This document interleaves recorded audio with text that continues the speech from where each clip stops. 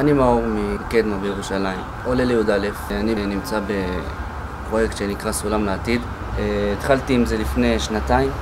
מביאים לי מורים פרטיים במקצועות שאני צריך. זה כמה פעמים בשבוע. גם המשפחה שלי ואני מקבלים שוברים, שזה שוברים למוצרים, לקנות אוכל בסופר. כשהתחילו להביא את השוברים האלה, הפסקתי לעבוד.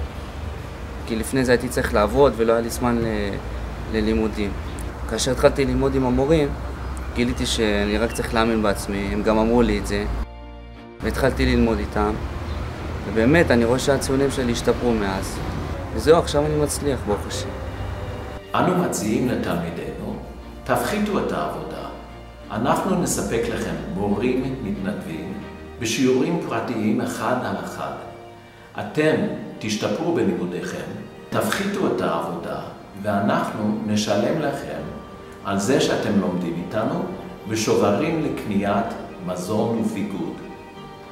בתור שופט בדימוס, הבטתי פעמים רבות מדי בעיני נערים ונערות שהתייאשו מהחברה ושהחברה התייאשה מהם.